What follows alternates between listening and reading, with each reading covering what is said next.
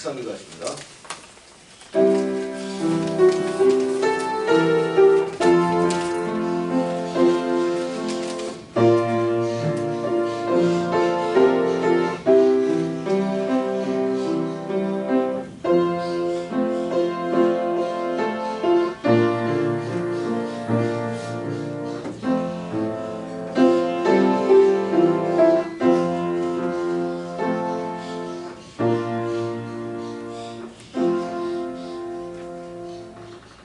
여호와는 압제를 당하는 자의 요새이시오 환난 때의 요새이시로다.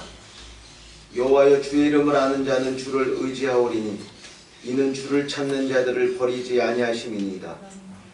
너희는 시온에 계신 여호와를 찬송하며 그의 행사를 백성 중에 선포할지어다.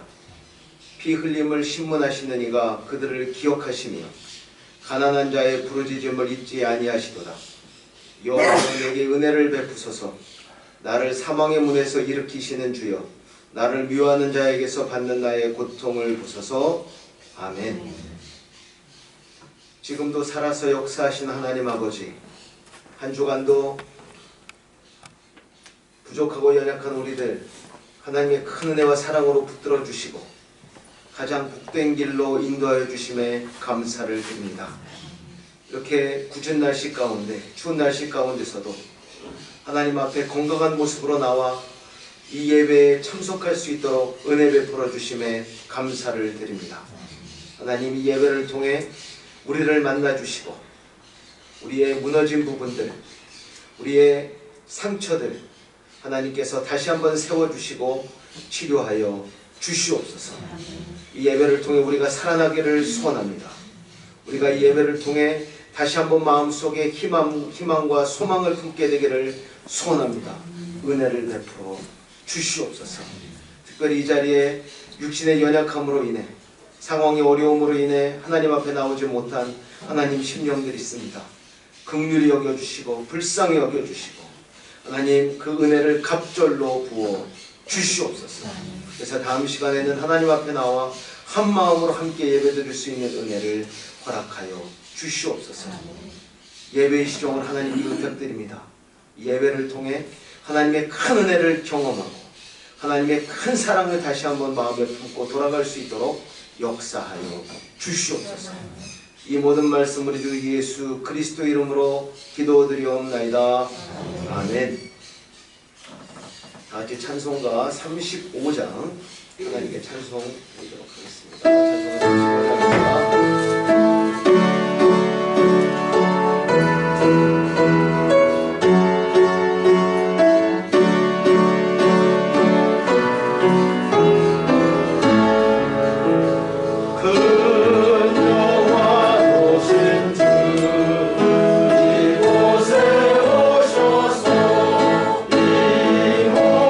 35장입니다. 주 백성 삼으사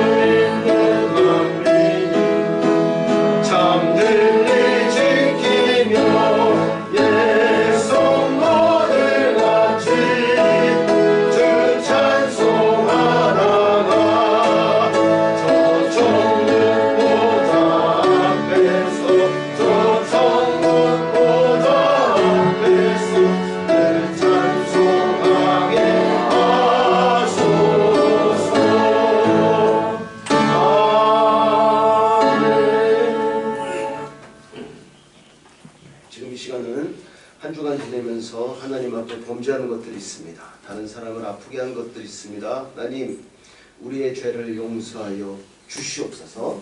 하나님께 참회의 기도 시간을 갖도록 하겠습니다. 기도합니다. 하나님, 한 주간도 하나님 우리 가운데 살았습니다. 하나님의 사랑을 덧입어 살았습니다. 하나님께서 용서하심으로 그 은혜로 우리가 살았습니다.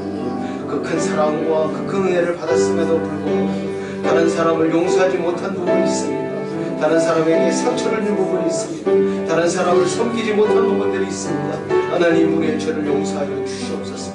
우리 마음속에 있는 하나님 그 쓴뿌리들, 하나님 그 악의 뿌리들을 하나님 용서하여 주시옵소서. 하나님, 머리로, 하나님 마음으로, 생각으로, 입술로 범죄하는 게 모든 죄를 하나님 용서하여 주시옵소서. 하나님, 이 약함을 하나님 앞에다 내려놓습니다. 하나님 용서하여 주시고 뿌리 뽑아주시고 하나님 우리 안에 선한 것을 창조하여 주시옵소서.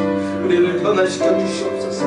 하나님, 간절히 기도합니다. 우리를 변화시켜 주시고 하나님 앞에 정말 거룩한 백성으로 하나님의 자녀다운 모습으로 서 있을 수 있도록 그리스도의 향기를 내뿜는 그런 믿음의 자들 될 수 있도록 역사하여 주시옵소서. 하나님, 인도하여 주시옵소서.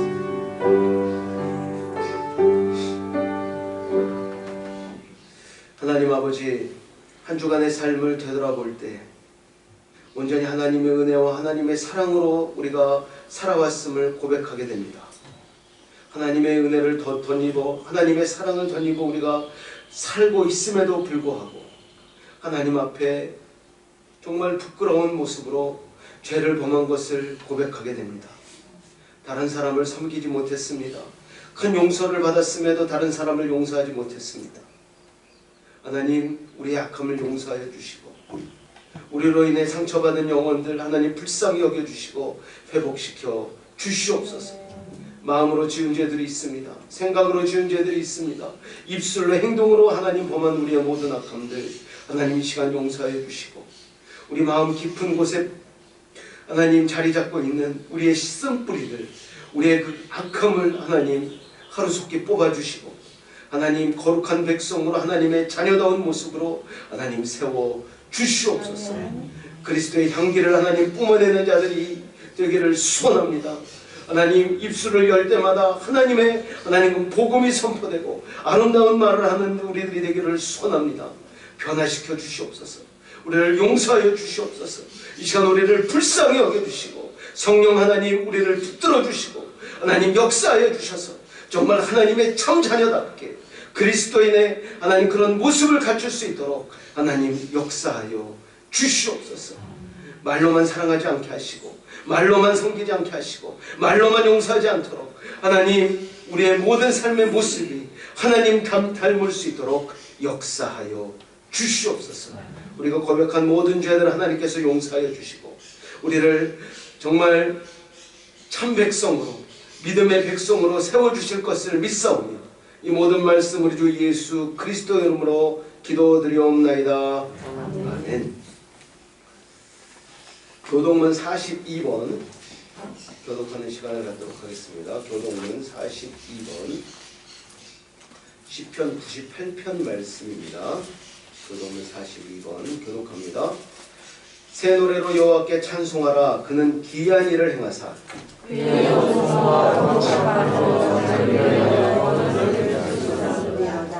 여호와께서 그의 구원을 알게 하시며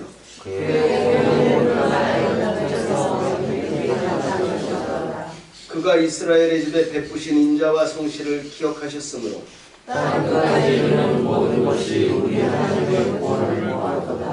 온 땅이여 여호와께 즐거이 소리칠지어다.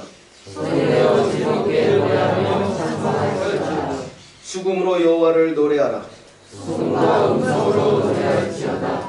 나팔과 호각 소리로 왕이신 여호와 앞에 즐겁게 소리칠지어다.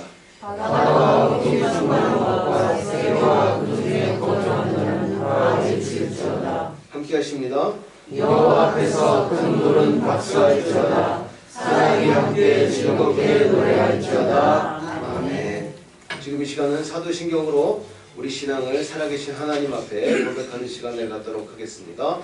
전능하사 천지를 만드신 하나님 아버지를 내가 믿사오며 그 그 외아들 우리 주 예수 그리스도를 믿사오니 이는 성령으로 인자사 종종 영원하게 하시고 본디오 빌라도에게 고난을 받으사 십자가에 못 박혀 죽으시고 장사한 지 사흘 만에 죽은 자 가운데서 다시 살아나시며 하늘에 오르사 전능하신 하나님 우편에 앉아 계시다가 저리로서 산자와 죽은 자를 심판하러 오시리라.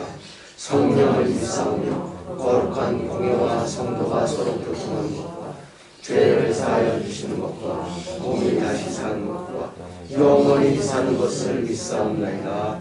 아멘.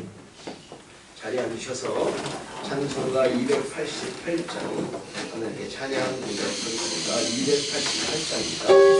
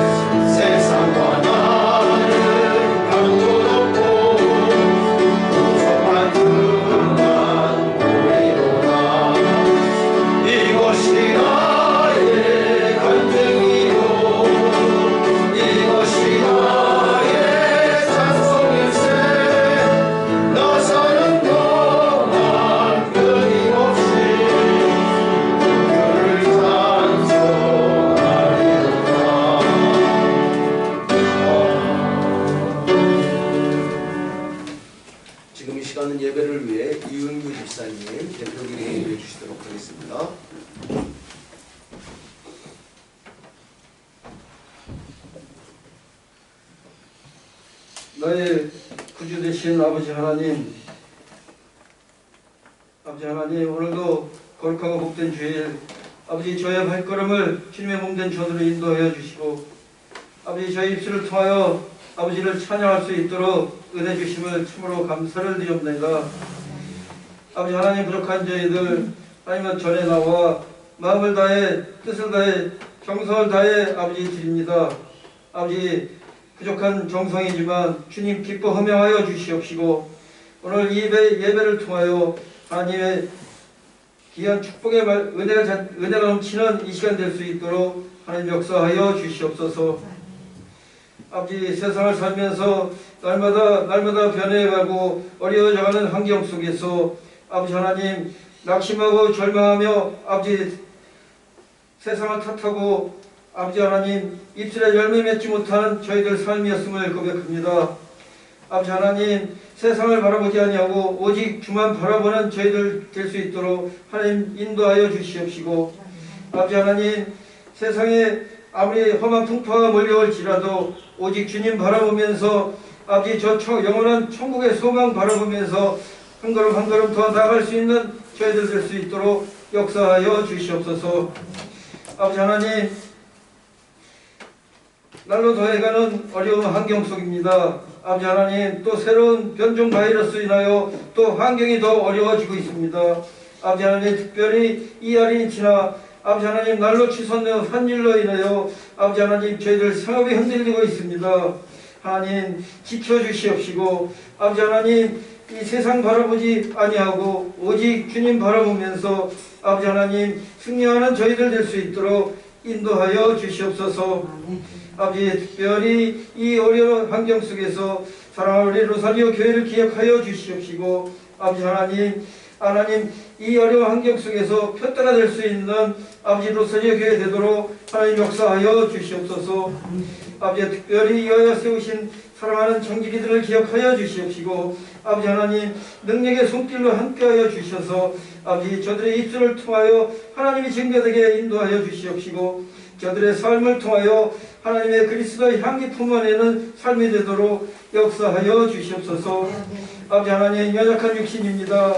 하나님 함께하여 주셔서 아버지 하나님 육신을 인하여 고통받지 아니하고 오직 주의 영광을 위하여 귀하게 쓰임받을 수 있는 아버지 귀한 청지기의 삶을 살아갈 수 있도록 인도하여 주시옵소서. 아버지 하나님 바라고 원하기는 우리 로사리오 교회가 참으로 이 아르헨티나 믿음의 구원의 반석이 되도록 하나님 세워주시길 간절히 바라고 원합니다. 아버지 이하여 세우신 귀한 아버지 우리 기관을 기억하여 주시옵시고 우리가 협력하여 선을 이룬다 하신 말씀대로 아버지 우리 로사리오 교회가 참으로 이 지역사회와 더 크게 나아가 아르헨티나의 큰 복음의 사역을 감당할 수 있도록 하나님 역사하여 주시옵소서. 아버지 하나님 날로 변해가는 우리 환경에 아버지 하나님 좌절하고 낭망하는 저희들이 아니라 아버지 하나님 말씀에 의지해서 이 어려운 환경을 또 물리치고 더 나아갈 수 있는 아버지 믿음을 더하여 주셔서 우리 믿음을 가지고 주님의 기쁨이 되는 저희들 삶이 될 수 있도록 인도하여 주시옵소서. 아버지 하나님 사랑하는 우리 저희 자녀들이 있습니다. 하나님 사랑하는 저희 자녀들 언제 어디서나 항상 말씀에 의지해서 살아가게 인도하여 주시옵시고 항상 입술을 열어 간구하는 것마다 하나님의 영광이 되게 인도하여 주시옵시고 아버지 저들의 삶에 아버지 지혜와 명철을 더욱더 허락하여 주셔서 아버지 하나님 저들의 삶을 통하여 주님의 동행하심을 깨달아 알게 하여 주시옵시고 주님의 역사하시는 그 은혜에 따라서 아버지 세상의 빛이 되고 소금의 역할을 잘 감당할 수 있도록 하나님 인도하여 주시옵소서. 아버지 하나님 이 시간도 함께하지 못한 사랑하는 자녀들이 있습니다. 하나님 이 모양 저 모양으로 하나님께서 지켜주시고 아버지 하나님 특별히 육신의 질병으로 고통받고 있는 믿음의 자녀들 하나님께서 은혜의 손길로 함께하여 주셔서 아버지 속히 치료받게 인도하여 주시옵시고 아버지 하나님 돌아오는 주일에 함께 모여 같이 예배드릴 수 있는 은혜를 허락하여 주시옵소서. 아버지 하나님 이 시간도 사랑하는 목사님 하늘의 신령한 말씀을 들고 아버지 단에 세워주심을 아버지 감사를 드립니다. 아버지 하나님 오늘도 그 말씀을 통해서 우리 심령이 변화받게 인도하여 주시고 아버지 하나님 그 말씀을 통해 아버지 60배 100배의 결실로 하나님 앞에 영광 돌릴 수 있는 저희들 될 수 있도록 인도하여 주시옵소서. 아버지 하나님 이 모양 저 모양으로 아버지 앞에 간구하는 기도들이 있습니다. 아버지 하나님 사랑하는 자녀들 아버지 앞에 드리는 아버지 간구의 기도 하나님 응답하여 주시옵시고 오늘 이 예배 시간을 통해서 아버지 하나님 열매 맺는 이 귀한 시간 될 수 있도록 인도하여 주시옵소서. 아버지 하나님 예배를 위하여 수고하는 아버지 귀한 손길들 하나님 외면치 마시고 하나님 땅의 기름진 복과 하늘의 신령한 복으로 아버지 채워주시고 역사하여 주시옵소서. 오늘도 이 예배가 온전히 주님의 기쁨이 되길 간절히 바라고 원하며 예수님 이름으로 감사하며 기도했사옵나이다. 아멘.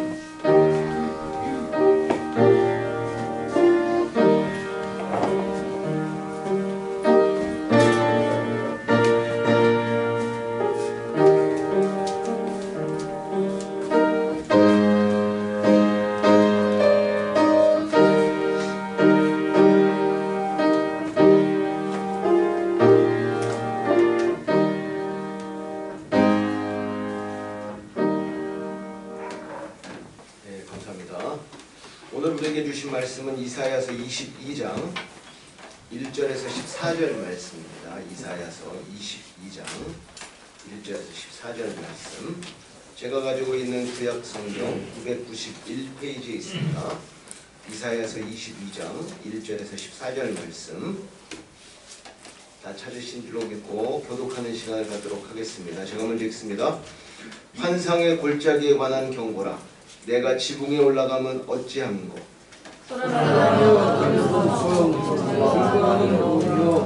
너의 죽음을 당한 자들은 벌의 소동과 아니요 전쟁의 사망과 같다. 너의 관원들과 다 함께 도망하였다가 활을 벌이고 결박을 당하였고 너의 멀리 도망한 자들도 발견되어 다 함께 결박을 당하였도다. 그러므로 내가 말하니 너를 보지 말지어다. 나는 슬피 공포하겠노라.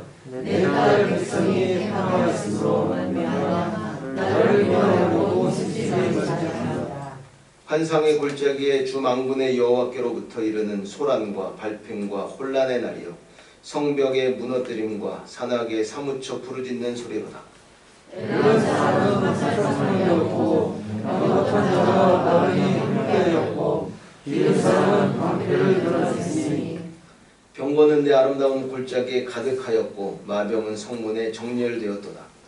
그가 이나에 벗겼던 것을 벗기며 그날에 내가 숲을 목판의 경리를 바라보고 너희가 다윗성이 무너진 곳이 많은 것도 보며 너희가 아랫못에 물도 모으며 또 예루살렘의 마을을 개수하며 그 마을을 헐어 성벽을 경고하며 너희가 또 옛 못의 물을 위하여 두 성벽 사이에 저수지를 만들었느니라. 그러나 너희가 이를 행하신 이를 악망하지 아니하였고 이 일을 옛적부터 경영하신 이를 공경하지 아니하였느니라. 그날에 성령의 여호와께서 성령을 사사 공경하여 애고하며 머리를 두르며 은혜를 따라하셨으니 너희가 기뻐하며 즐거워하여 소를 죽이고 양을 잡아 고기를 먹고 포도주를 마시면서 내일 죽으리니 먹고 마시자 하는도다. 함께 하십니다. 만군의 여호와께서 친히 내 귀에 들려 이르시되 진실로 이 죄악은 너희가 죽기까지 용서하지 못하리라 하셨느니라. 주 만군의 여호와의 말씀이니라. 아멘. 찬양대에 찬양 있겠습니다.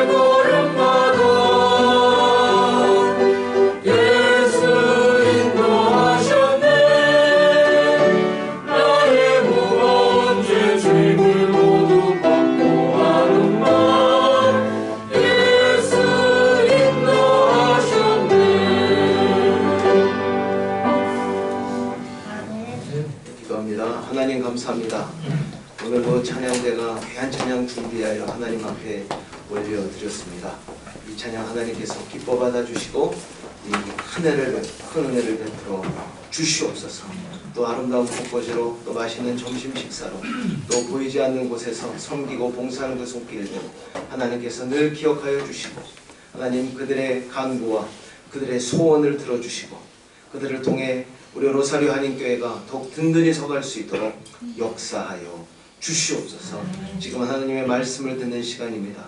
하나님 들을 귀를 허락하여 주시고 그 말씀이 들려지게 하시고 그 말씀이 이해되게 하시고 그 말씀이 마음판에 새겨질 수 있도록 역사하여 주시옵소서.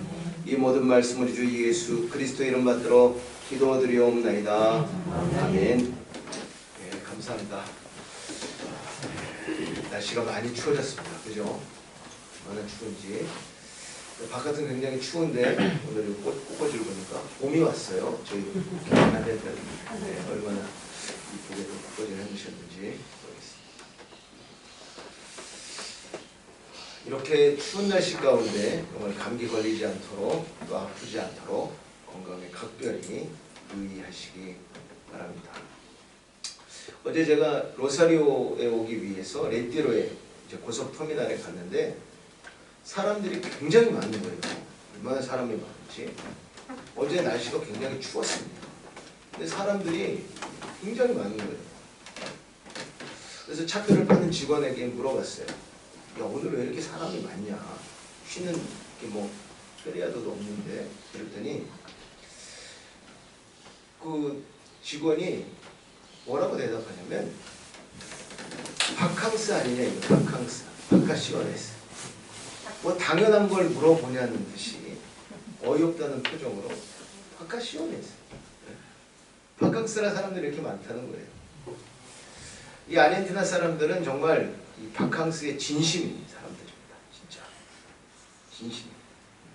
날씨가 아무리 추워도 달러가 뛰어서 경기가 아무리 안 좋아도 우리는 어디를 간다? 바캉스 간다. 바캉스 가는 거. 바캉스 가는 거. 터미널에 진짜 거기 왜 대기하는 의자가 있잖아요.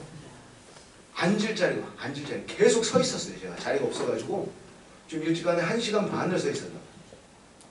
없어요. 막 그러니까 의자가 없으니까 바닥에 막 깔고 앉아가지고 가족끼리 맞대 먹으면서 앉아.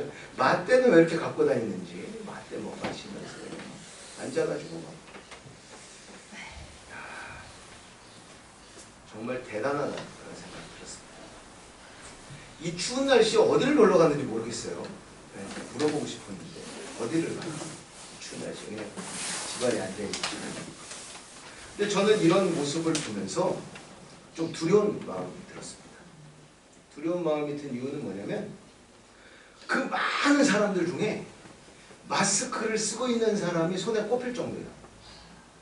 마스크를 안 쓰고 있어요. 맞대 돌려가면서 마시면서 앉아가지고 떠들 지나다니면서. 고속버스 안에서 마스크를 할까요 안 할까요? 더 안 해요. 안 해요. 안 해요. 버스 안에서 저 혼자만 하고 있어요. 저 혼자만. 나 혼자만. 사람들은 마스크를 안 합니다. 막 뭐 먹고 쌍둥이지 막 뜯어먹고. 큰일입니다. 지금 한국은 날씨가 굉장히 더워요. 그럼에도 불구하고 코로나 확진자가 엄청 나오고 있습니다. 엄청 나오고 있어요. 이 코로나가 원래 나올 때 추운 날씨에 좀 전파력이 강하다고 그랬잖아요. 한국은 엄청 더워요. 그런데도 하루 확진자가 4만 명 넘게 줍니다.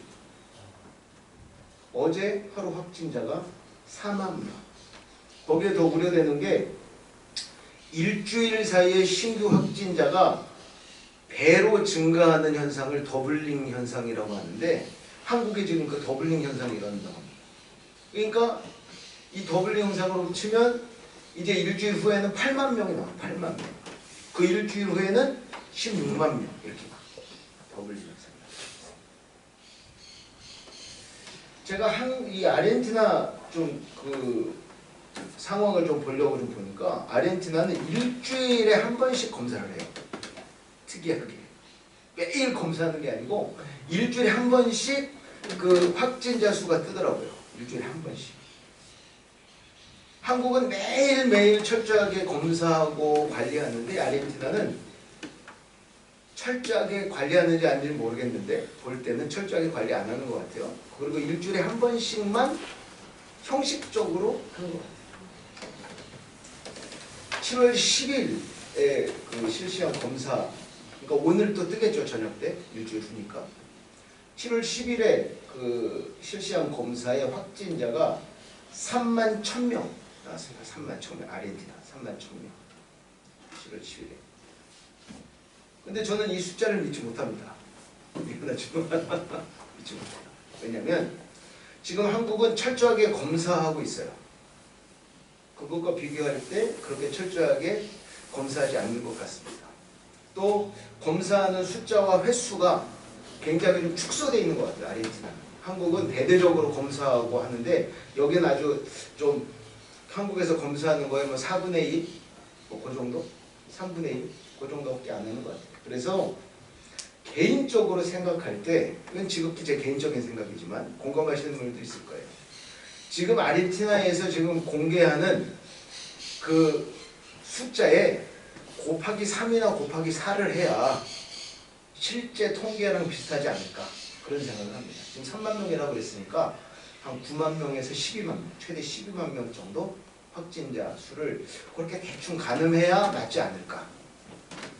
이미 경력 짬수로 가서 아르헨티나 그렇게 생각해야 되지 않을까 그런 생각을 해봅니다. 그러니까 심각한 거예요. 심각한 일주일에 한 번씩 검사를 하는데 3만 명. 그것도 한국처럼 대대적으로 이제 자동차 지나가는데 검사. 전 길거리 다니면서 검사하는 거 한 번도 못 봤어요. 이 나라 아르헨티나. 그죠? 뭐 내가 좀 이상하다 싶으면 가서 검사를 하지. 뭐 길거리에 있으면 이렇게 쭉 검사하고 그런 거 없잖아요. 근데 한국은 막 그런 거 막 하거든요. 검사하고. 그런데도 3만 명. 그럼 곱하기 3이나 4를 해야 되지 않을까. 이곳 아르헨티나 사람들이 크게 착각하고 있는 것 같아요. 그래서 안타까움이 있는데 아직 코로나 바이러스는 끝나지 않았습니다. 해결되지 않았어요. 계속 진행 중인데 이 아르헨티나 사람들이 행동하는 걸 보면 끝난 것 같아요. 아니 백신 맞았으니까 뭐 너희 봅시다. 끝난 것처럼 그렇게 행동합니다. 너무 안일하게 행동해요. 제가 우리 몇몇 분들 성도님들 이야기를 들어보니까 마스크 안 쓰고 와가지고 마스크 쓰라고 하면 오히려 화를 낸다며. 적반하장이 있어요. 너무 무대뽀인 것 같아요. 근데 이렇게 어려운 상황 가운데 새로운 변종이 나왔어요. 이 코로나 바이러스는 무슨 막 자동차가 로봇으로 변신하는 그 트랜스포머도 아니고 왜 이렇게 변신을 많이 하는지 모르겠어요. 지금 전 세계가 좀 바짝 긴장하고 있는데 변종 이름도 좀 겁납니다. 켄타우로스. 켄타우로스 이게 신화에 나오는 위에는 사람인데 밑에는 그 말인가? 뭐 소인가 그런 두 개가 섞인 그런 켄타우로스. 이게 두 개가 이상하게 섞여서 켄타우로스라고 부른대요. 이게 변이들이. 그러니까 이거는 오미크론이 굉장히 전파력이 강했잖아요. 그렇잖아요. 근데 그거의 5배. 전파력이 5배. 엄청난 거죠. 엄청나게 센 놈이 나왔습니다. 저는 이거 개인적인 녹화를 해가지고 이야기를 하면 좀 그런 것 같은데 개인적으로 누가 만드는 것 같아요. 누가 만드는 것 같아요. 바이러스를. 왜냐면 이 바이러스, 이 백신이 돈이랑 직접적으로 관련이 되잖아요. 이게. 그래가지고 파이자나 모더나나 뭐 이런 그 백신 회사들이 천문학적인 돈을 벌었잖아요. 그러니까 일부러 만드는 것 같아요. 만들어가지고 지네들만 치료제를 만들어가지고 팔아먹으려고. 안 그러면 이렇게 변이가 많이 나올 수가 없겠다라는 생각이 들어요. 제 개인적인 생각입니다. 네. 이 직접적으로. 이게 인도에서 5월 26일 날 발견됐다고 그러죠. 아마 인도 사람들이 만들었나? 모르겠지만. 근데 심각한 건 5월 26일 날 처음에 이게 발견이 됐는데 지금 2달도 안 됐잖아요. 그죠? 16개국 이상으로 이미 번져나가고 있다고 합니다. 지금 미국, 호주, 독일, 영국, 일본, 뉴질랜드, 캐나다 등등 한국에는 지금 7월 14일 날 첫 확진자가 확인됐다고 합니다. 심각한 겁니다. 심각한 거. 거기에다가 이게 지금 전파력이 5배인데 아직 지금도 계속 연구 중이래요. 그런데 이 켄타우로스 변이가 기존에 있던 그 바이러스 변이에 비해서 치명률이나 중증으로 이렇게 그 가는 그 퍼센트지가 아직도 불분명하대요. 이게 그러니까 치사율, 이게 걸리면 죽는 확률이 몇 프로, 중증으로 갈 것이 몇 프로인지가 아직 불분명하대요. 만약에 이게 다른 변이보다 만약에 이 치명률이나 중증 확률이 높다면 치명적인 바이러스가 될 것으로 예상하고 있습니다. 치명적. 당연하죠. 전파력이 5배인데 거기다가 이제 그 중증으로 가거나 이제 죽을 수 있는 확률이 더 높다면 이거는 너무 강력한 코로나 바이러스의 거의 톱이 되지 않을까. 가자. 이런 위기 상황 가운데 다른 아르헨티나 사람들이 어떻게 하든지 말든지 전 마스크를 씁니다. 그러니까 여러분들도 지혜롭게 판단하시고 행동하셔서 우리 건강 우리가 지켜야 되는 것입니다. 그리고 하루속히 이 코로나 바이러스 문제와 위협이 해결될 수 있도록 하나님의 은혜 가운데 해결될 수 있도록 기도해 주시기 바랍니다. 하나님을 전적으로 의지하며 드리는 믿는 자들의 기도는 능력이 있습니다. 능력이 있습니다. 이 기도의 능력을 경험하는 그런 은혜가 우리 안에 풍성히 임하기를 기도드립니다. 지난주에 저희는 이사야서 21장 말씀을 함께 살펴보았는데 바벨론의 멸망에 대한 그런 예언의 말씀이었습니다. 그 당시 모든 나라들을 벌벌 떨게 만들었던 강력한 제국, 바로 아수르 제국을 무너뜨린 나라가 바로 바벨론이에요. 엄청난 아수르를 무너뜨렸으니 이 바벨론은 더 엄청난 나라일 거 아니에요. 근데 이 강력한 바벨론도 끝내는 망할 것이다 라고 예언을 하고 있는 것입니다. 이사야 선지자가.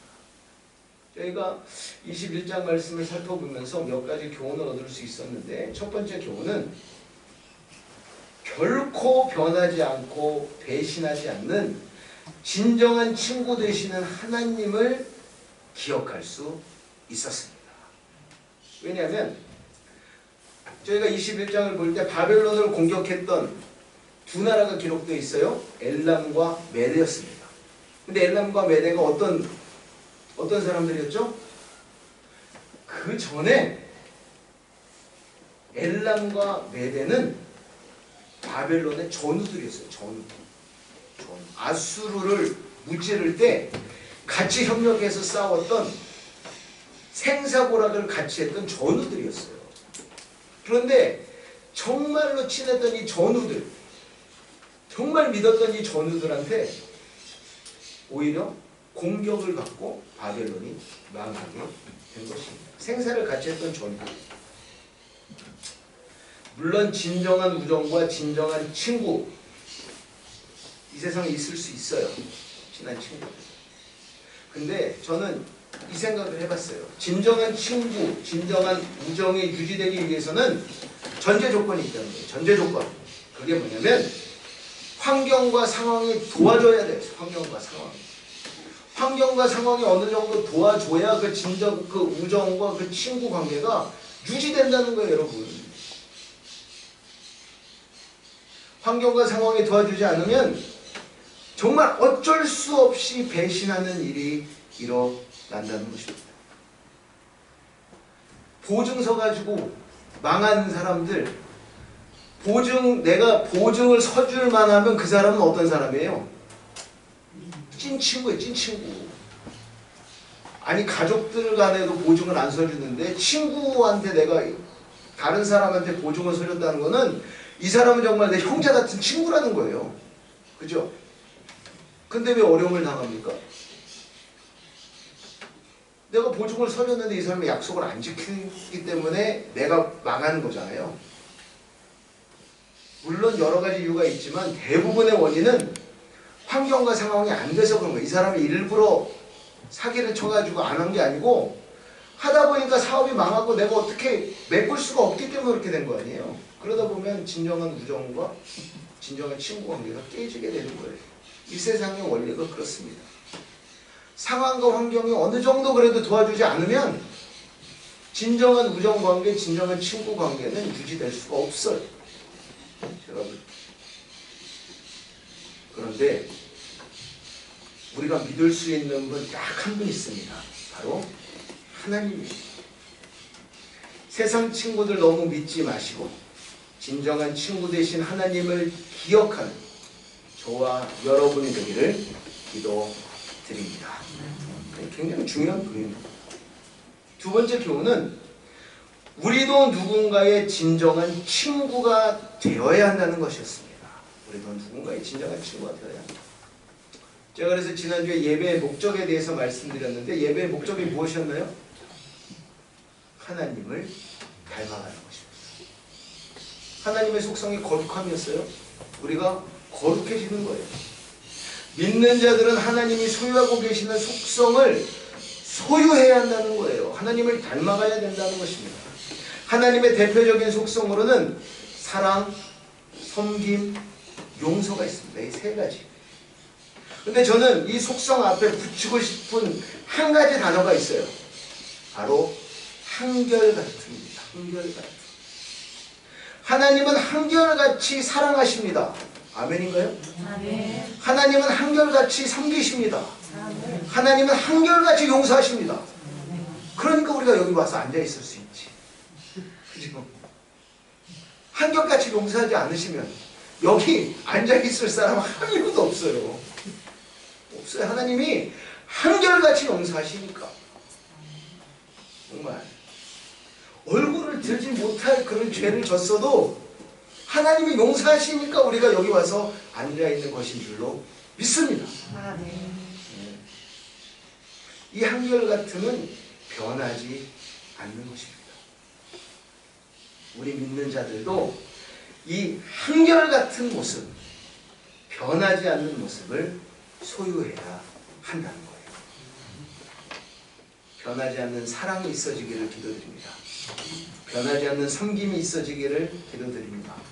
변하지 않는 용서의 모습이 우리 안에 형성되고 지속되기를 기도드립니다.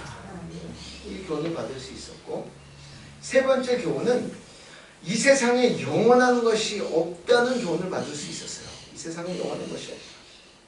그렇게 강력했던 애국, 그렇게 강력했던 아수르, 그렇게 강력했던 바벨론, 그 이후에 나오는 페르시아, 그 다음에 그리스, 로마도 멸망하고 없어졌다는 것입니다.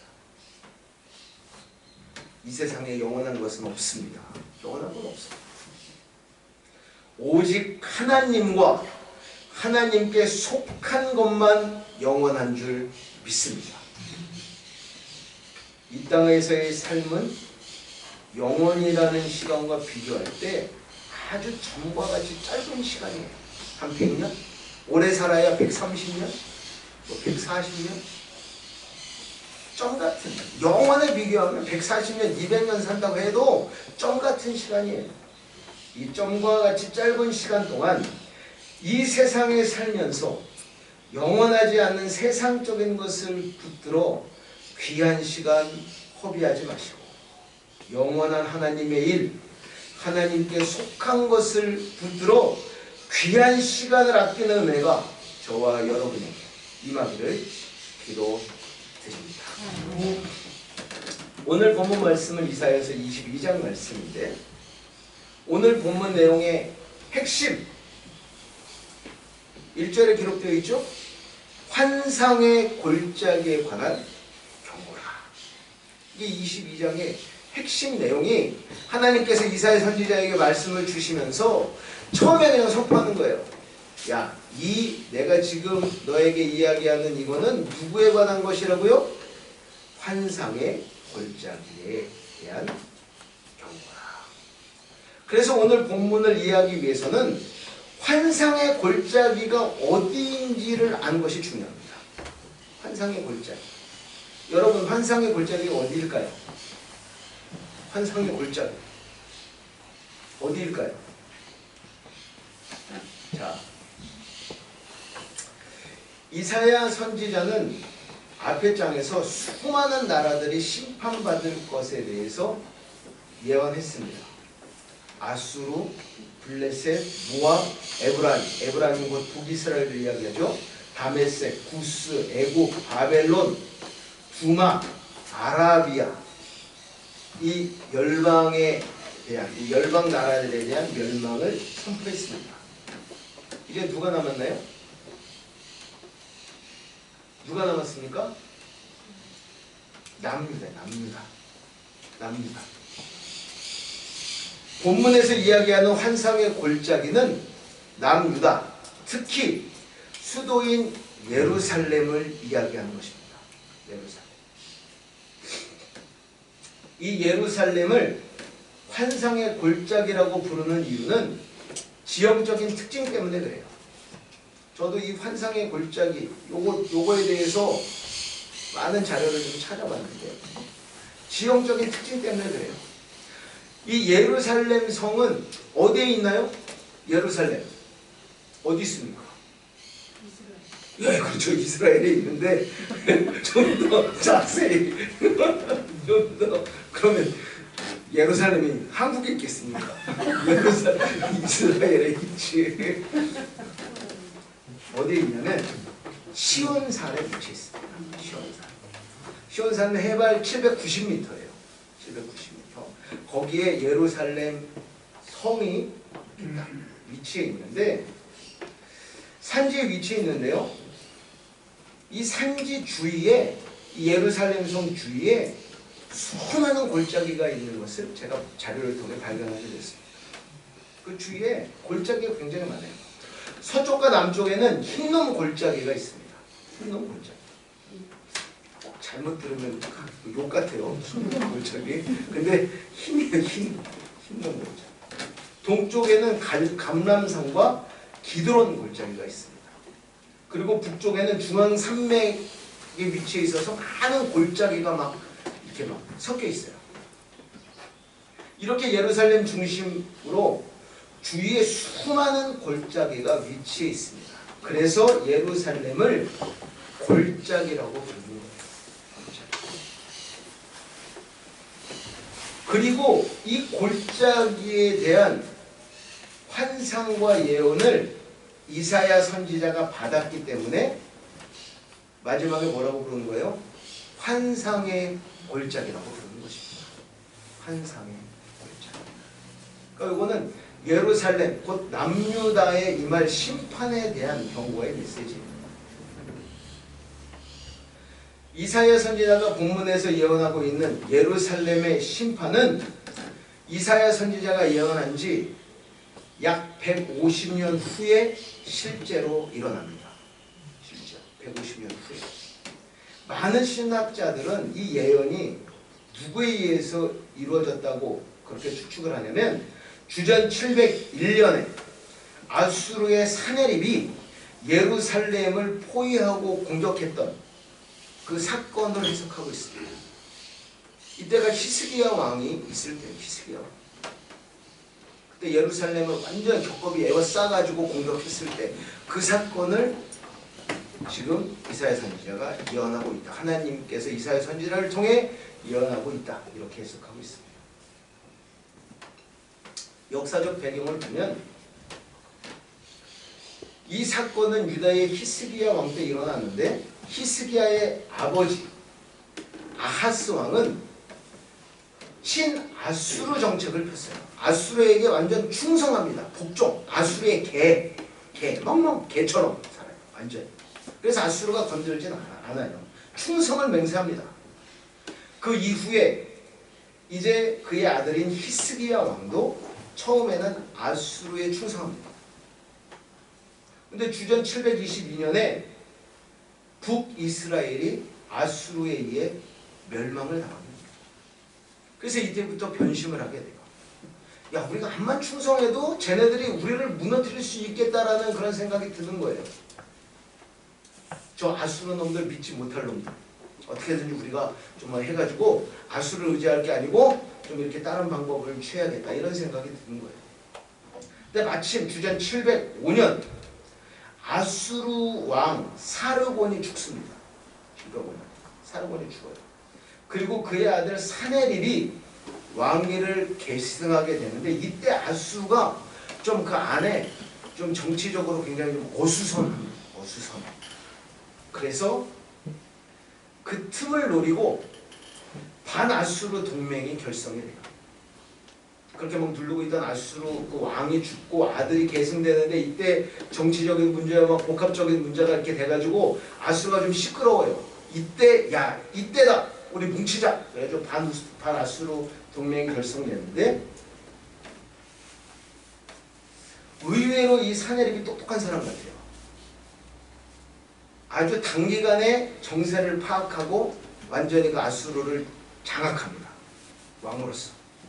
어수선한 걸 다 정리하고 장악을 해요. 아주 짧은 시간에.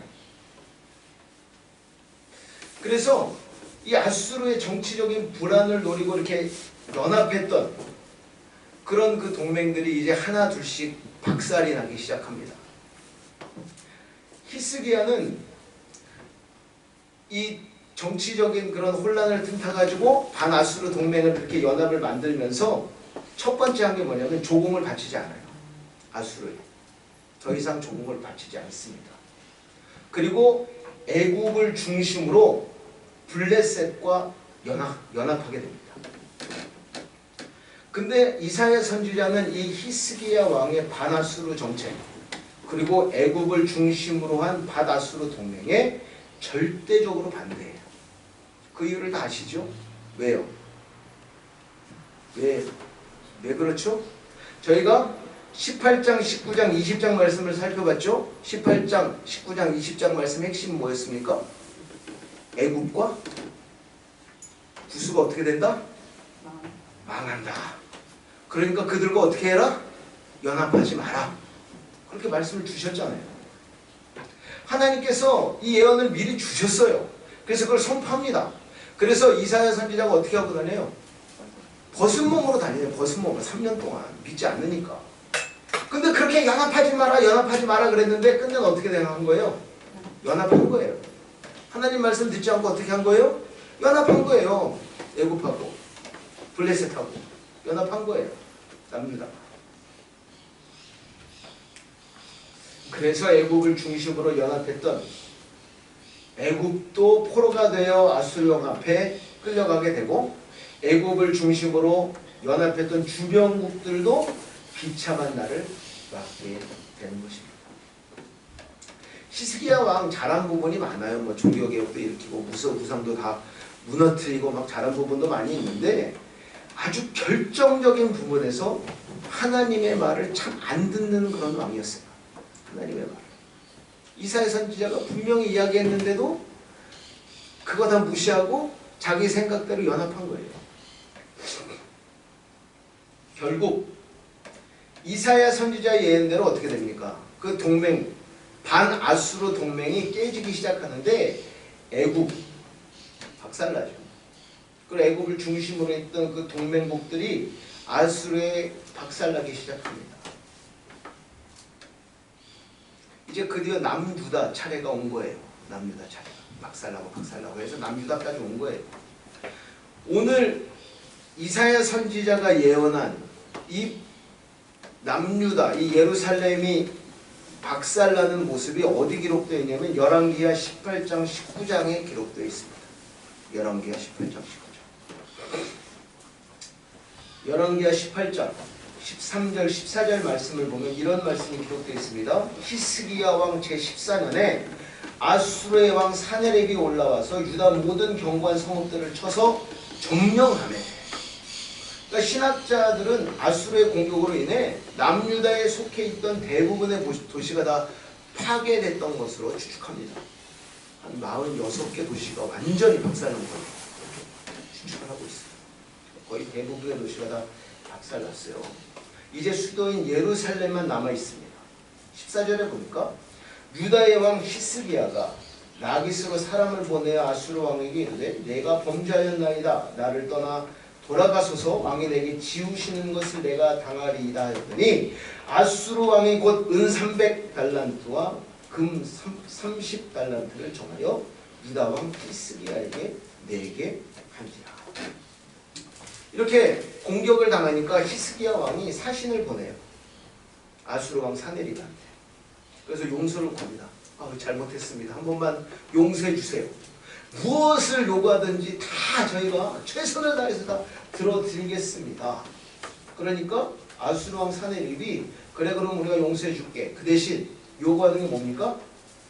은과 금을 요구하는데 아수르 왕 사네립이 요구한 은과 금의 양이 엄청나요.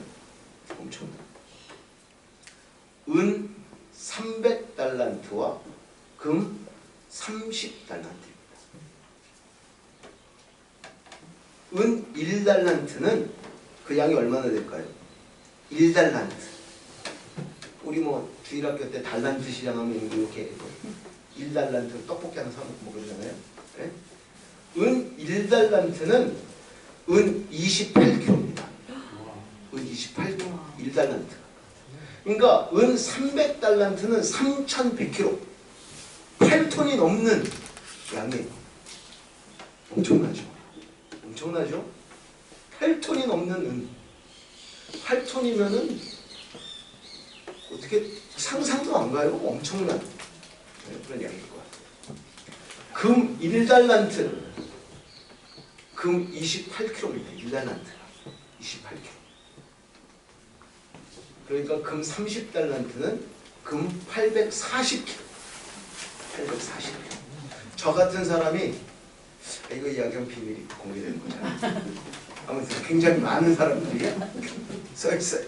아니지, 굉장히 많지도 않을 것 같은데. 아무튼 엄청난 양을, 어마어마한 양을 요구한 것입니다. 그래서 히스기야 왕이 이 아수르의 무리한 요구를 들어주기 위해서 어떤 일까지 하냐면 15절, 19절에 기록되어 있습니다. 히스기야가 이에 여호와의 성전과 왕국 곳간에 있는 은을 다 주었고 또 그때 유다 왕 히스기야가 여호와의 성전문의 금과 자기가 모든 기둥에 입힌 금을 벗겨 모두 아수르 왕에게 주었더라. 다 해도 다 모아도 부족해가지고 어떻게 해요? 성전 문에 있는 거 막 금, 막 기둥에 있는 것까지 다 벗겨가지고 완전히 싹싹 다 긁어가지고 그래서 아수르 왕한테 갖다 바치는 거예요. 나라가 거덜나는 거죠. 거덜나는. 온 나라에 은이나 금 조각이 남아 있을까요? 없을까요? 없는 거예요. 성전에 있는 것까지 다 벗겨가지고 줬는데 없는 거예요. 이렇게 히스기야는 나라 안에 있는 모든 은과 금을 모아서 아수르 왕 사네립의 요구를 들어줍니다. 그런데 이 아수르가 얼마나 나쁜 놈들인지 히스기야 왕과의 약속을 지킬까요? 안 지킬까요? 안 지켜요. 받으면 그만이야. 받고 또 공격하는 거야. 받고 이제는 조공을 받은 아수르 왕이 되돌아가기는커녕 오히려 더 많은 군대를 보내요. 더 많은 군대를. 18장 17절 말씀에 보면 이런 기록이 있습니다. 아수르 왕이 다르단과 랍사르시와 랍사게로 하여금 대군을 거느리고 라시스에서부터 예루살렘으로 가서 히스기야 왕을 치게 하매 그들이 예루살렘으로 올라간다. 여기 보면 장군 3명에게 군대를 더 줘가지고 예루살렘으로 더 군대를 보내는 거예요. 받을 거 다 받고. 정말 나쁜 놈들이죠. 이 군대의 규모가 얼마나 될까요? 여러분? 네? 몇 명은? 18만. 네, 맞습니다. 그 유명한 18만 5천 명. 18만 5천 명. 엄청나죠. 18만 5천 명. 이렇게 엄청난 군대를 이끌고 온 아수르 군대 예루살렘을 포위합니다. 18만 5천 명이 포위했으니 완전히 막 무슨 물결 같았을 것 같아요. 그죠? 파도 물결처럼 아수르 군인들이 막 그냥 엄청난 아수르 군대들이 막 에워싸이는 것입니다. 거기에 랍사게가 하나님과 히스기야 왕을 모욕하기 시작합니다. 랍사게가 많은 말을 하는데 핵심은 뭐냐면 야 너희가 믿는 하나님이 우리를 구원하지 못할 것이다. 지금 히스기야 왕이 하나님이 너희를 구원한다고 이야기하는데 웃기지 마라. 그 말 믿지 마라. 그러면서 너희가 믿는 하나님은 아무것도 아니다. 너희가 의지하는 하나님은 아무것도 아니다. 할 수 있는 일이 없을 것이다. 이렇게 모욕을 하는 것입니다. 너희가 믿는 하나님도 우리가 점령했던 다른 나라의 그런 그 신들과 같이 아무런 도움도 줄 수 없을 것이다. 이렇게 이야기합니다. 이게 18장 35절에 기록되어 있는데, 민족의 모든 신들 중에 누가 그의 땅을 내 손에서 건졌기에 여호와가 예루살렘을 내 손에서 건지겠느냐 하셨느니라. 이 아수르 왕 사네립의 말을 대언하는 거예요. 다른 민족의 모든 신들이 아무런 도움을 줄 수 없었는데 무슨 너희가 믿는 여호와가 지금 내가 예루살렘을 내가 지금 내 손에 붙이려고 공격하고 있는데 건질 수 있겠느냐, 이렇게 이야기하는 거예요. 결국 우리가 아는 대로 히스기야는 어떻게 합니까? 하나님께 간절하게 기도하죠. 한 가지 사실을 깨닫고 기도합니다. 그 결과 열왕기하 19장 15절에서 19절에 히스기야 왕의 간절한 기도가 기록되어 있는데, 핵심이 이거죠. 이제 우리를 그의 손에서 구원하옵소서. 그리하시면 천하 만국이 주 여호와가 홀로 하나님이신 줄 알리이다. 간절히 기도를 하고, 이 히스기야 왕의 기도가 응답되어 여호와의 사자가 하루아침에 아수르 진영에 있는 군사 몇 명이요? 18만 5천 명을 쳐서 모두 죽여버려요. 이걸 뭐 여러 가지 추측을 하는데, 신학자들은 엄청난 전염병으로 다 죽었을 것이다. 뭐 그렇게 추측하는 건 사람들도 있고, 그건 추측이니까. 그리고 이제 아수르의 수도 니느웨로 사네립이 돌아갔는데, 이 사네립의 끝이 어떻게 됩니까? 니스록이라는 신전에서 암살을 당해 죽게 됩니다. 하나님을 모욕했던 사람들의 최후죠. 그러니까 절대 하나님과 하나님의 사람을 모욕하고 이러면 안 돼요. 어리석어서 그렇죠. 자, 오늘 본문 22장의 핵심 내용은 이렇게 아수르가 공격해 온다는 소식, 또 그 모습을 들은 예루살렘의 반응을 기록하고 있습니다. 예루살렘의 반응. 아수르가 이제 본격적으로 공격하러 온다는 소식을 예루살렘에 있는 사람들이 듣게 돼요. 높은 사람이나 뭐 관리들이나 평민들이나 다 듣습니다. 이 소식을 들은 첫 번째 반응 무엇일까요? 3절에 기록되어 있습니다. 무엇일까요? 너희 관원들도 다 함께 도망하였다고 화를 벌이고 결박을 당하였고, 너희 멀리 도망한 자들도 발견되어 다 함께 결박을 당하였도다. 도망가는 거. 어디로 도망갔는지 모르겠는데 도망가는 거예요. 네. 아마 아수르 군대가 오기 전에 도망갔겠죠. 도망간 사람들은 이 성을 완전히 격겁으로 에워싸고 있으니까 그 전에 막 도망. 여기 보면 관원들도 다 함께 도망가고, 이 비겁한 놈들이에요. 관원들, 나라를, 백성들을 책임지고 있는 관원들이 먼저 도망가요. 먼저 그 소식을 먼저 듣고.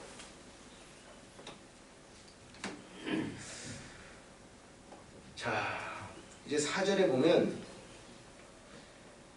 이사야 선지자가 슬퍼하며 통곡합니다. 정말 진심으로, 이건 예언이에요. 하나님께서 주신 예언인데, 그 예루살렘이 망할 것을 보면서 정말 마음으로 아파하고 슬퍼하고 통곡하는 이사야 선지자의 모습이 기록되어 있습니다. 나는 슬피 통곡하겠나. 내 딸 백성이 패망하였으므로 말미암아 나를 위로하려고 힘쓰지 말지니라. 아마 이사야 선지자가 이렇게 슬퍼하는 마음, 하나님의 마음인 줄로 믿습니다. 하나님께서 이렇게 슬퍼하는 거예요. 이제 쭉 보면 6절에 보면 엘람 사람과 이제 기르 사람, 이 사람은 아수르에 속한 사람이에요. 엘람 사람과 기르 사람. 화살통을 메었고 병거 탄저와 마병이 함께하였고, 기르 사람은 방패를 드러냈어. 완전히 철두철미하게 무장하고 공격하러 온 거예요.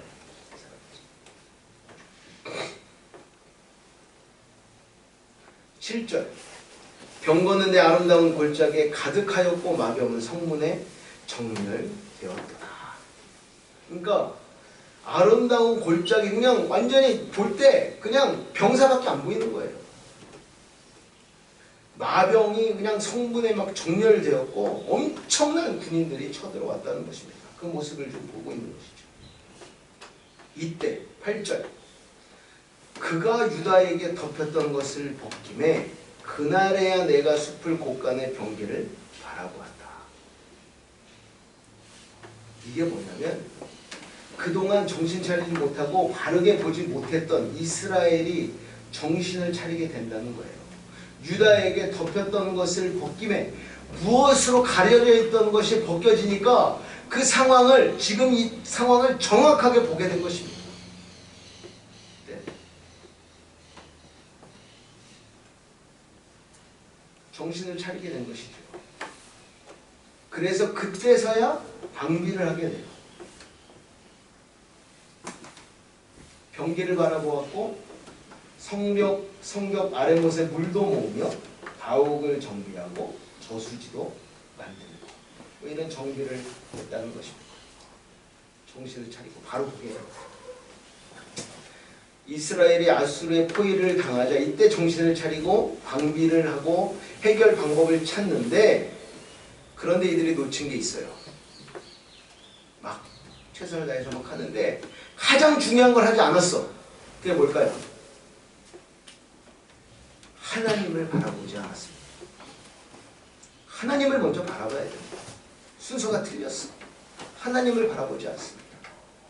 어려움이 오면 회개하고 하나님께 돌아가야 하는데 그걸 하지 않았어요. 그래서 12절 말씀이 기록되는 것입니다.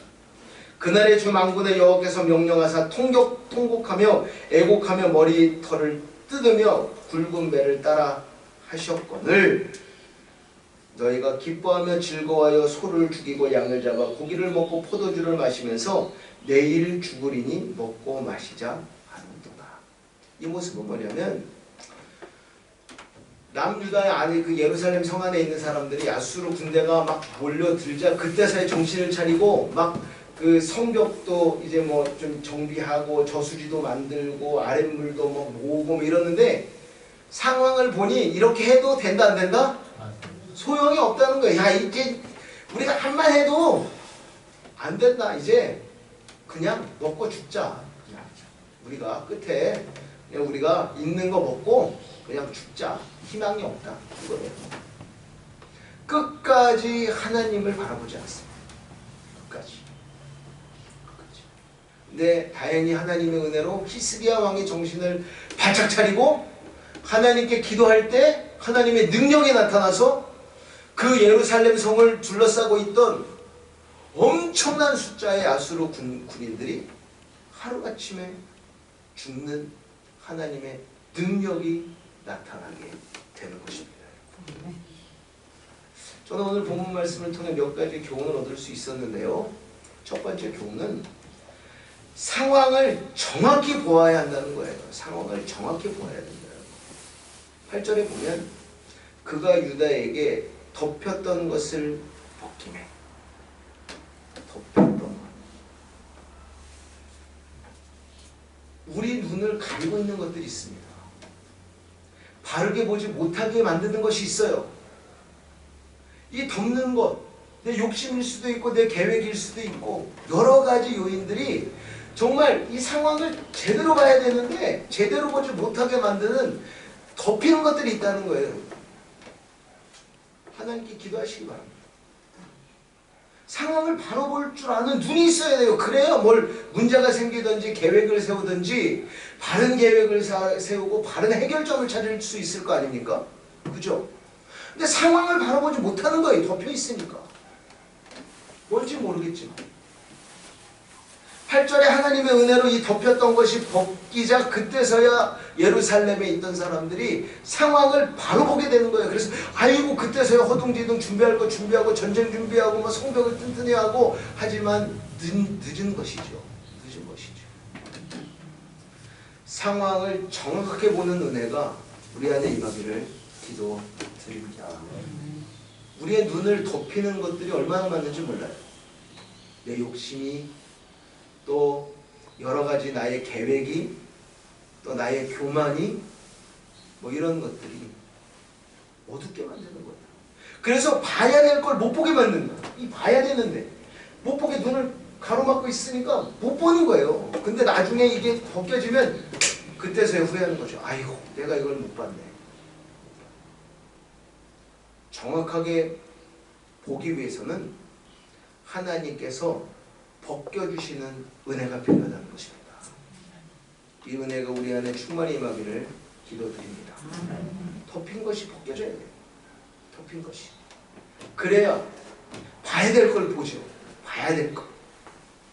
봐야 될 걸 보지 못하니까 우리가 맨날 이렇게 실수하는 거예요. 봐야 될 걸 보지 못하니까. 그러니까 봐야 될 걸 보지 못하니까 우리가 해결하지 못하는 거예요. 왜? 이 문제를 바로 봐야, 상황을 바로 봐야 뭘 해결을 하고 계획을 세우고 추진해 나가는데 이걸 못 보니까. 못 보니까. 두 번째는 바른 해결 방법을 택해야 합니다. 바른 해결 방법. 벗겨지면 보이죠. 문제가 보여요. 그러면 그걸 해결하기 위해서 우리가 여러 가지 방법을 통해서 노력을 합니다. 예루살렘 안에 있던 사람들도 마찬가지였어요. 아랫못에 물도 모으고 성벽을 견고하게 하고 저수지를 만들고 막 여러 가지 일들을 해요. 하지만 하나님께서 마지막에 말씀하시는 게 뭐예요? 유일한 해결 방법. 그걸 너희들이 선택하지 않았다는 거예요. 엉뚱한 짓을 하고 있다는, 엉뚱한 짓을 하고 있어요. 바른 해결 방법을 너희가 택해야 되는데 엉뚱한 일을 하고 있다는 거예요. 바른 해결 방법은 무엇입니까? 12절. 그날에 주 만군의 여호와께서 명령하사 통곡하며 애곡하며 머리털을 뜯으며 굵은 배를 띠라 하셨거늘. 뭐예요? 하나님께 돌아가는 것입니다. 하나님께 회개하는 것입니다. 하나님과의 관계를 바르게 잡는 거예요. 이것이 우리의 모든 문제를 해결하는 첫 걸음인 줄로 믿습니다. 다른 일을 하기 전에 하나님과의 관계가 회복되어야 되는 거예요, 여러분. 하나님과의 관계가 회복되지 않고는 그 어떤 방법도 해결 방법이 되지 않는다는 것입니다.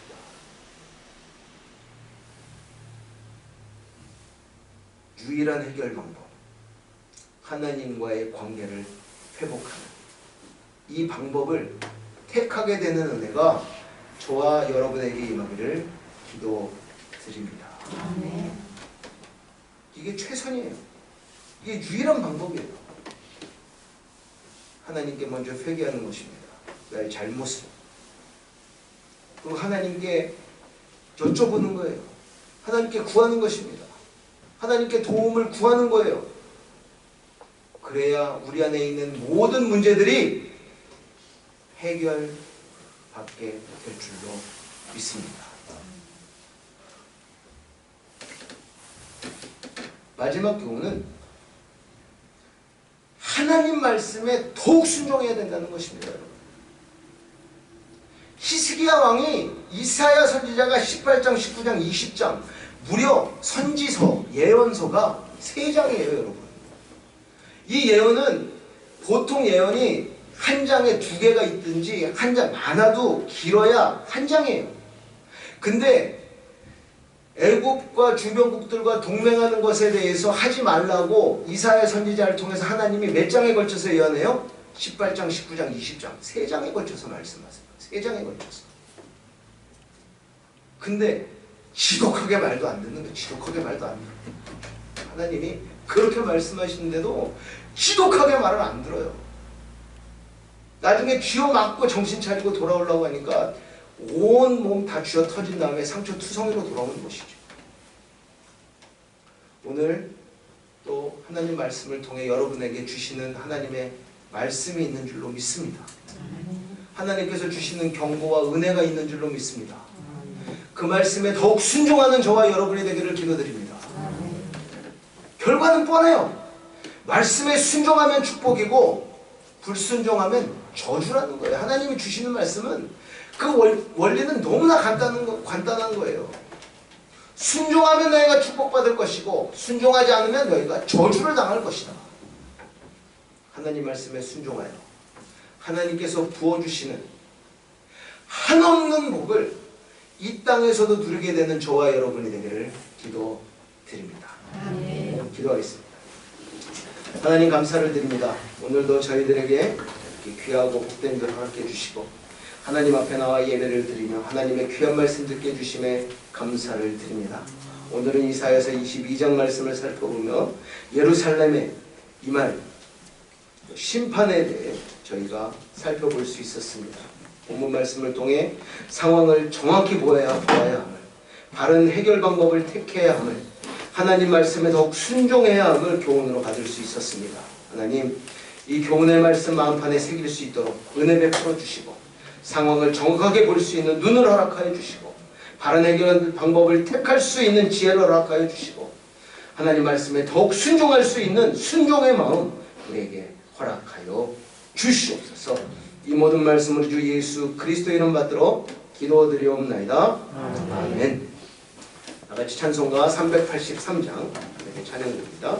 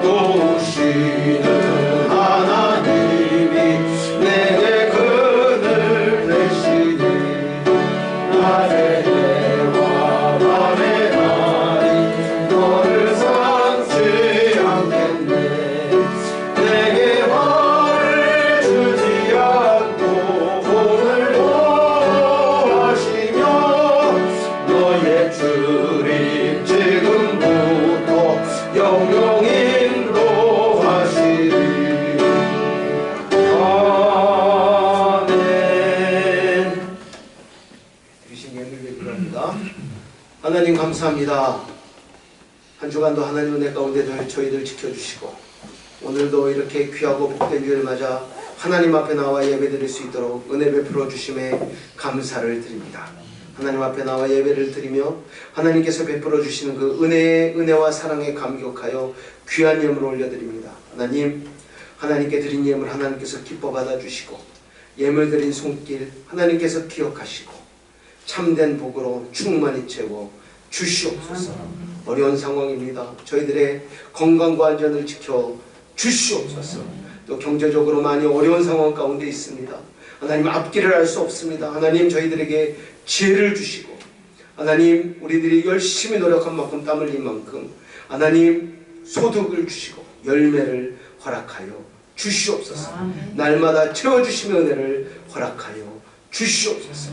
또 하나님 상황을 정확하게 볼 수 있는 눈도 허락하여 주시고 그 문제를 해결할 수 있는 유일한 방법을 저희들이 선택할 수 있는 지혜도 허락하여 주시며 하나님 말씀에 더욱더 순종할 수 있는 믿음도 허락하여 주시옵소서.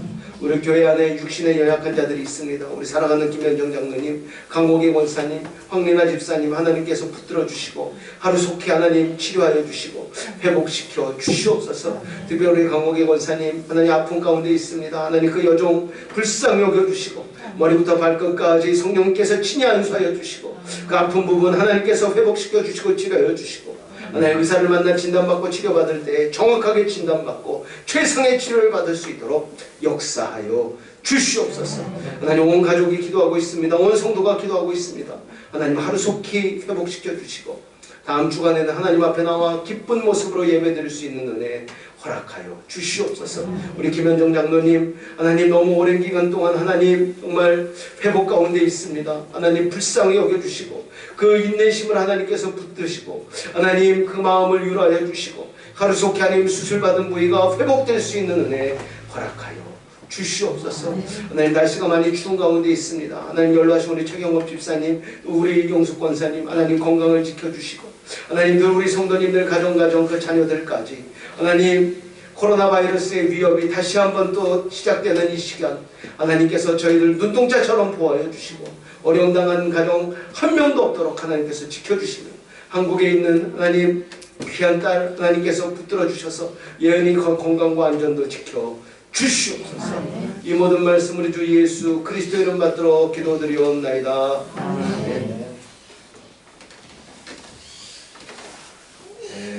교회 소식은 주보를 참조해 주시고요. 오늘까지 각 지역장들께서는 신방 일정과 각 가정의 기도 제목을 저에게 알려주시기 바랍니다. 그래야 제가 좀 기도하고 준비하고 은혜로운 신방이 될 수 있으니까 오늘 저녁까지 저에게 좀 보내주셨으면 좋겠습니다. 다른 소식은 교회 소식을 참조해 주시고요. 다 같이 일어나셔서 찬송가 315장 찬양하겠습니다.